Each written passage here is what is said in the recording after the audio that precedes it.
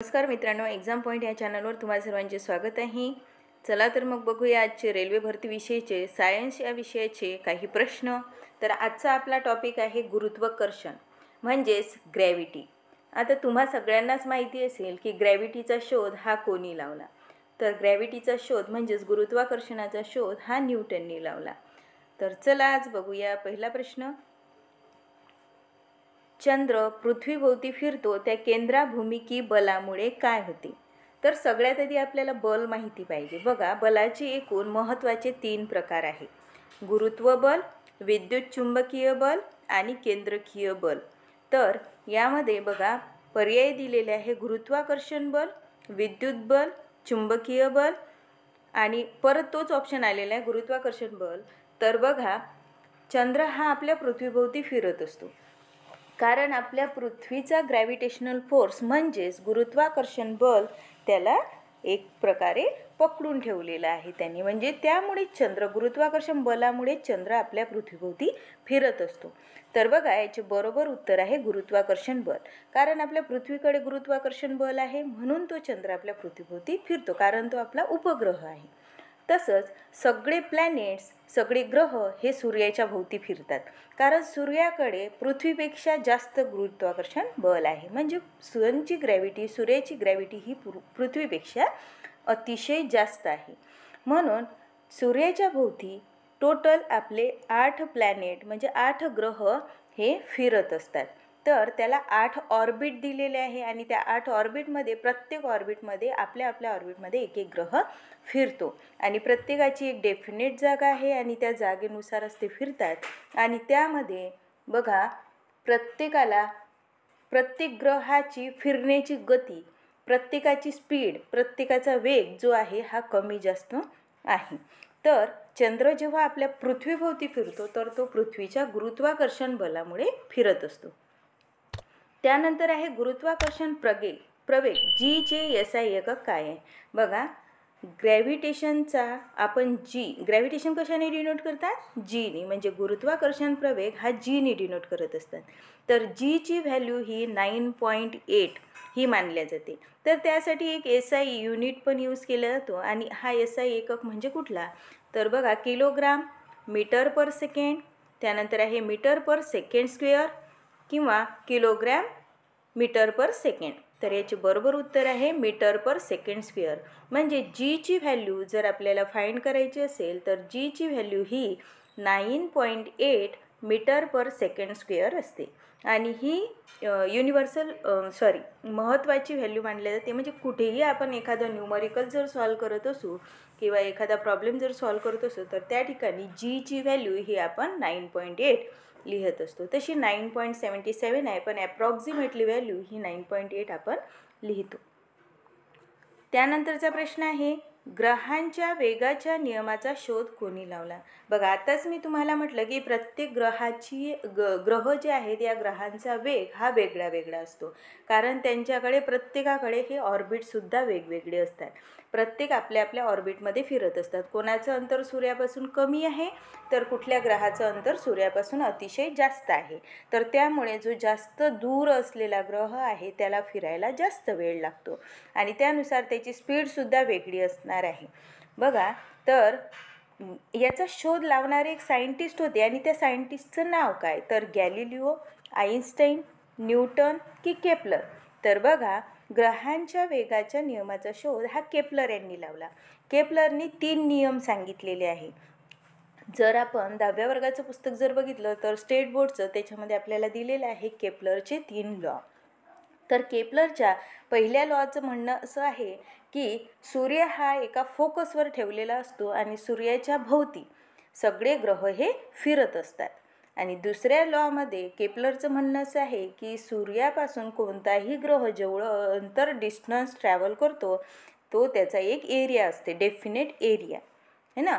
आणि तिसऱ्या लॉमध्ये केपलरचं म्हणणं असं आहे की तुम्ही जो टाईम सूर्यापासून ग्रहाला, सूर्याच्या भोवती फिरायला ग्रहाला जो टाईम लागतो तो टाईम पिरियड आणि तो एरिया तो काय असतो? टाईमचा क्यूब आणि क्यूबचा मीन.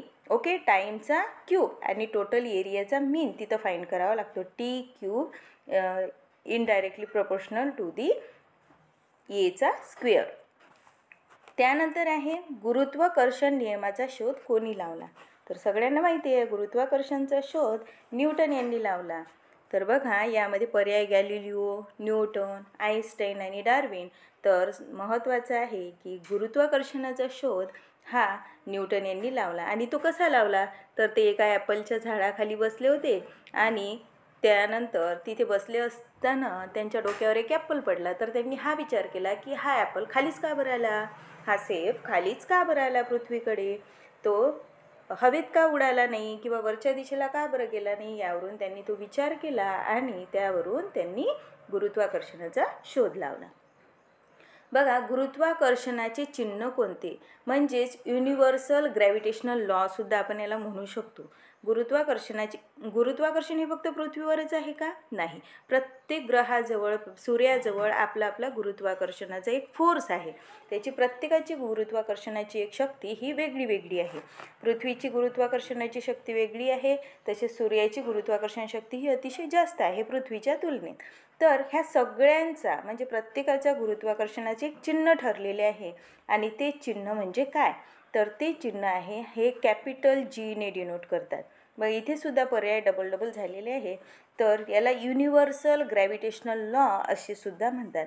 आणि याची एक डेफिनेट व्हॅल्यू आहे. ती व्हॅल्यू म्हणजे बघा याचा एक व्हॅल्यू म्हणजे काय तर जीचा एक नंबर दिलेला आहे आणि तो नंबर आपण जीची व्हॅल्यू म्हणून टाकत असतो. तर 6.67 × 10⁻⁻11 Nm² आणि kg इन्व्हर्स ही एक याची SI युनिट दिलेले आहे. तर बघा कोणते बल सौरमंडळाच्या रचनेला टिकून ठेवते. कोणते बल सौरमंडळाच्या सूर्यमंडळ जे आपण काय म्हणतो त्याला सोलार सिस्टम. तर आपल्या सोलार सिस्टममध्ये हे सगळे ग्रह एका ऑर्बिटमध्ये असे बांधलेले आहे. तर ते का बरं, का सूर्याच्याच भोवती फिरतात आणि त्या रचनेला आपण काय म्हणू किंवा तो बल कोणता आहे. तर बघा प्रत्यय विद्युत यांत्रिकी की गुरुत्वाकर्षण. तर सगळ्यांना माहिती आहे की गुरुत्वाकर्षणामुळे सूर्याकडे गुरुत्वाकर्षण असल्यामुळे हे सगळे ग्रह सूर्याभोवती फिरत असतात. त्यानंतर अचानकपणे जमिनीवर कोसळणे हे कशावर अवलंबून असते.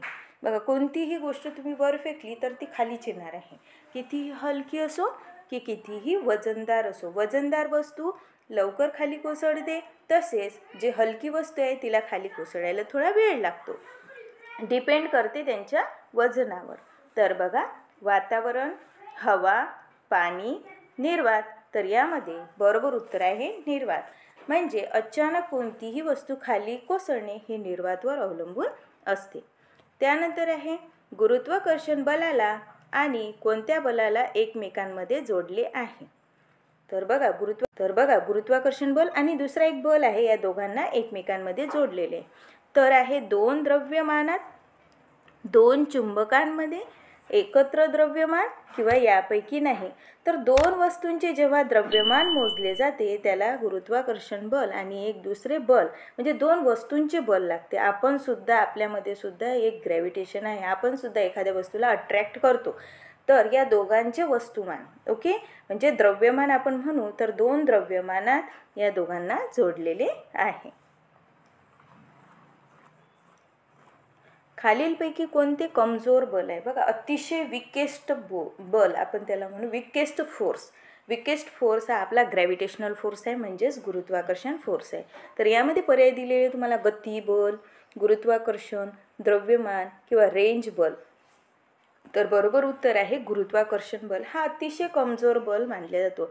याच्यापेक्षा जास्त पॉवरफुल आपला मेकॅनिकल बल आहे.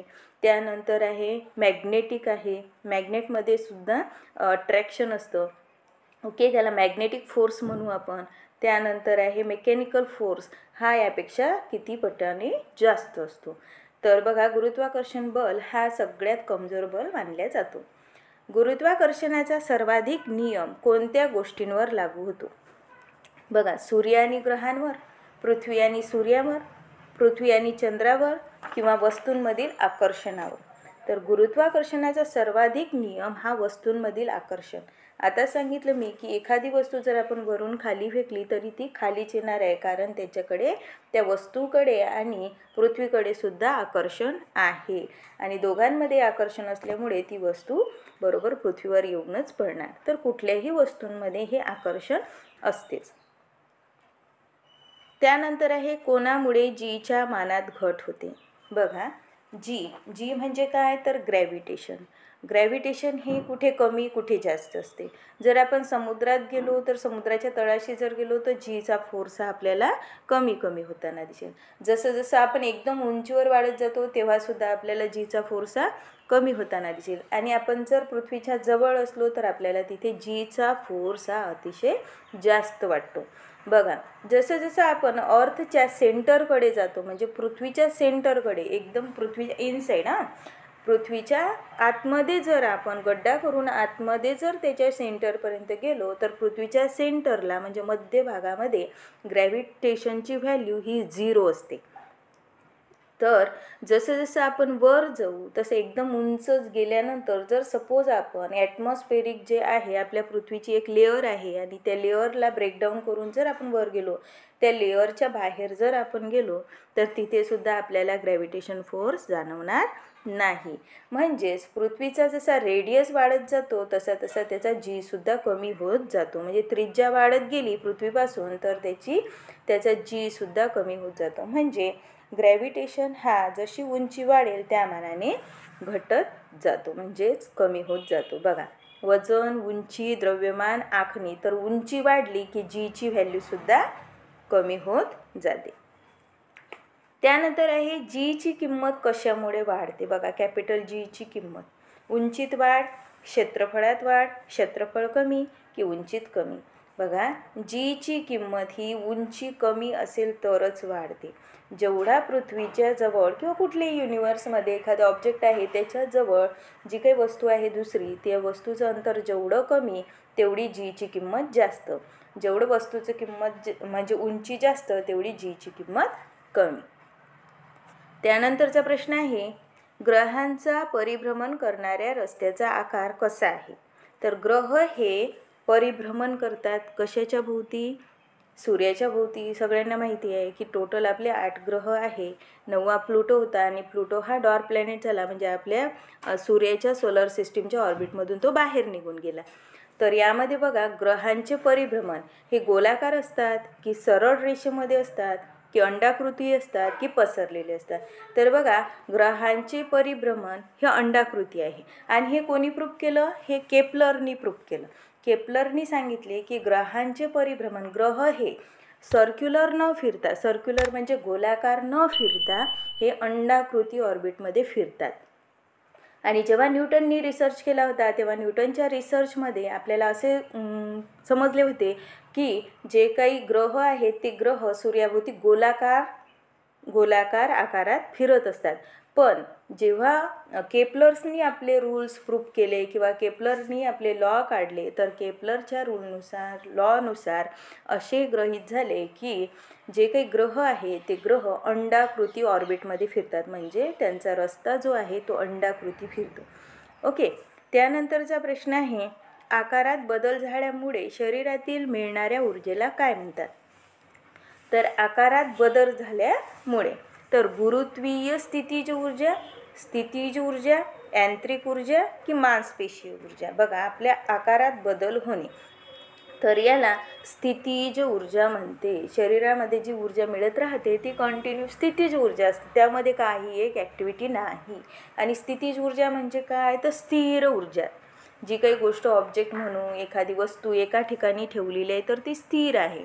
स्थिर असणाऱ्या वस्तूला स्थितीज ऊर्जा असे म्हणतो.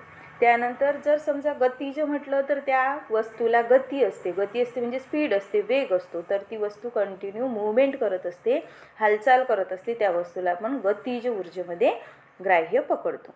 त्यानंतरचा प्रश्न आहे, रोलर कोस्टरमध्ये फिरताना कोणते बल कार्य करते. बघा, रोलर कोस्टरमध्ये फिरताना अपकेंद्रीय, अभिकेंद्रीय, गुरुत्वबल, लंबीय बल. तर बघा, बरोबर उत्तर आहे अभिकेंद्रीय. रोलर कोस्टरमध्ये फिरताना अभिकेंद्रीय म्हणजे केंद्राला ग्रँटेड घेऊन, म्हणजे केंद्राला एक महत्त्वाचा, केंद्र हा महत्त्वाचा बिंदू आहे, सेंटर, आणि सेंटरला घेऊनच त्या वस्तू फिरत असतात आणि तिथेच फोर्स लागत असतो. जुन्या काळातील घड्याळाची कार्यप्रणाली कोणत्या घटकावर अवलंबून होती? बघा, जुन्या काळामध्ये घड्याळ वेगळे होते, माहिती असेल तुम्हाला. त्याच्यामध्ये पेंड्युलम होतं आणि त्यामध्ये टक टक टक असे टोल वाजत होते, जसे की 1 तास झाला तर 1 टोल, 2 तास झाले तर 2 टोल, असे घड्याळ आपण बघितले असेल, जुने घड्याळ. तर त्यांच्यामध्ये काही कार्यप्रणाली लावलेली होती, तर ती कोणत्या घटकावर अवलंबून होती? जसे की मेकॅनिकल आणि इलेक्ट्रिकल की बॅटरी. तर बघा, यामध्ये मेकॅनिकल यूज केलेले होते, म्हणजे जुन्या काळामध्ये जे काही घड्याळाची कार्यप्रणाली होती ती मेकॅनिकल घटकावर अवलंबून होती. त्यानंतरचा प्रश्न आहे, विमानात बसलेले प्रवासी त्याचे वजन कसे असते? बघा, आता विमानामध्ये बसल्यानंतर त्याचे वजन कसे असणार आहे? तर मला सांगा, आपण पृथ्वीच्या जसे जसे दूर जातो तसं तसं आपला काय होत असते, वस्तूंचा जी म्हणजे ग्रॅव्हिटेशन व्हॅल्यू ही बदलत जाते, म्हणजे युनिव्हर्सल जी सुद्धा बदलत जातो, कॅपिटल जी आहे की नाही. तर तसंच आपण वर गेल्यानंतर जसं जसं आपलं डिस्टन्स वाढत जाते तसं तसा ग्रॅव्हिटेशनल फोर्स आपल्यावर कमी लागतो आहे ना. जीची व्हॅल्यू, गुरुत्वाकर्षण बल हा आपल्यावर कमी लागतो आणि गुरुत्वाकर्षण बल कमी लागला तर ऑटोमॅटिक त्याची व्हॅल्यू कमी होत जाते आणि त्यामुळे आपल्यामध्ये जो मॅटर आहे किंवा आपल्या शरीरामध्ये जो काही वजन आहे, मास आहे, तेवढंच आपलं वजन असतं. तुम्हाला सगळ्यांना माहिती असायला पाहिजे की आपला शरीराचे मॅटर म्हणजे आपल्या शरीरामध्ये आपलं वजन आणि पृथ्वीचं ग्रॅव्हिटेशनल फोर्स या दोघांना मिळून आपलं वेट केलं जातं. पाण्यात जर आपण बसलो तर आपले वजन हे 0 होत जाईल आहे ना. जसं जसं वर जाऊ तसं तसं वजन आपलं कमी होत जाईल. त्यानंतर आहे गुरुत्वीय त्वरण, जी कशावर अवलंबून नसते. बघा, जी कशावर अवलंबून नाही, तर पृथ्वीचे द्रव्यमान, जमिनीवर पडणाऱ्या वस्तूंचे द्रव्यमान, गुरुत्वीय स्थिरांक की पृथ्वीची त्रिज्या. तर यामध्ये बरोबर उत्तर आहे जमिनीवर पडणाऱ्या वस्तूंचे वस्तुमान हे जी यावर अवलंबून नाही. त्यानंतर आहे विषुववृत्ताच्या तुलनेत ध्रुवावर जीचे मूल्य किती आहे? विषुववृत्त, अक्षवृत्त हे तुम्हाला माहिती असेल, ज्यांचा भूगोल आहे त्यांना भूगोलामध्ये ह्या सगळ्या गोष्टी माहिती असतात, अक्षवृत्त, विषुववृत्त. ओके, तर बघा, यामध्ये जीचे मूल्य किती असणार आहे? विषुववृत्तावर कमी असते, जास्त असते, समान असते की कमी आणि समान असते? तर विषुववृत्तावर जीचे मूल्य हे जास्त असते. जर त्वरण वेगाच्या दिशेने लागू केले तर त्वरण किती असेल? त्वरण, ओके, धन पॉझिटिव्ह, ऋण पॉझिटिव्ह, 0 की दोन्ही अ आणि ब. जर त्वरण वेगाच्या दिशेने लागू केले तर त्वरण हे धन असते. धन म्हणजे धन पॉझिटिव्ह. त्यानंतर आहे चंद्राचे वस्तुमान पृथ्वीच्या वस्तुमानाच्या तुलनेत कसे आहे? बघा, जास्त आहे, कमी आहे, समान आहे की 0 आहे? चंद्राचे वस्तुमान हे पृथ्वीच्या वस्तुमानाच्या तुलनेत जास्त आहे. त्यानंतर आहे, जर पृथ्वीचे वस्तुमान दुप्पट केले आणि त्रिज्या समान राहिली तर गुरुत्वाकर्षणामुळे होणारे त्वरण असे. पृथ्वीचे वस्तुमान दुप्पट केले म्हणजे पृथ्वीचा आकार हा दुप्पट केला आणि त्रिज्या समान राहिली, त्रिज्या ही समान राहिली, तर गुरुत्वाकर्षणामुळे होणारे त्वरण हे कसे असेल? तर अर्धा असेल, दुप्पट असेल, 4 वेळा की समान? तर बघा, दुप्पट होईल. त्रिज्या समान आहे ना आणि वस्तुमान वाढले तर ग्रॅव्हिटेशनल फोर्ससुद्धा वाढणार. त्यानंतर आहे गुरुत्वाकर्षण बल हे रिकामी जागा बल आहे. तर रूढीवादी आहे, रूढीवादी जाती आहे, दोन्ही आहे, रूढीवादी किंवा रूढीवादी नाही? बघा, तर बरोबर उत्तर आहे रूढीवादी आहे. गुरुत्वाकर्षण बल हे रूढीवादी आहे. कमी जास्त होत राहते. गुरुत्वाकर्षण बल हे प्रत्येक ठिकाणी बदलत राहते. तुम्ही पर्वतावर गेले तर तिथला गुरुत्वाकर्षण बल वेगळा असेल. जर आपण फ्लॅट म्हणजे जमिनीच्या लेवलवर जर राहिलो तर आपला गुरुत्वाकर्षण बल वेगळा असेल. जर आपण समुद्राच्या खोलीत जर गेलो तर आपला गुरुत्वाकर्षण बल वेगळा असेल. गुरुत्वाकर्षणामुळे जेव्हा चेंडूवर फेकला जातो तेव्हा तो रिकामी जागा असतो. नेहमी वरच जाईल, नेहमीच खाली येईल, प्रथम वर जाईल आणि नंतर खाली येईल, प्रथम खाली जाईल आणि नंतर वर येईल. बघा, आपण जर एखाद्या वस्तूवर फोर्स लावला, खालून ती वस्तू वर फेकली, म्हणजे बॉल जर आपण खालून वर फेकला, तर तो आधी आपला जो फोर्स आहे, आपण जेवढ्या ताकदने त्याला फेकलेला आहे तेवढ्या फोर्सने तो वर जाईल. आणि जेव्हा त्याची जी एनर्जी आहे ती कमी कमी झाली, तर नंतर तो खाली यायला सुरुवात करेल, आहे ना. म्हणजे गुरुत्वाकर्षण बल त्याला परत खाली खिचून घेईल. म्हणजे आपला फोर्स आपण लावल्यानंतर त्याच्यावर जो फोर्स आहे तोपर्यंत तो वर जाईल. म्हणजे प्रथम जर आपण कोणताही चेंडू वर फेकला तर त्यावर कुठला बल लागेल? आपला फोर्स लागेल आधी, नंतर गुरुत्वाकर्षण बल लागेल. म्हणून प्रथम तो वर जाईल आणि नंतर तो खाली येईल. धन्यवाद मित्रांनो.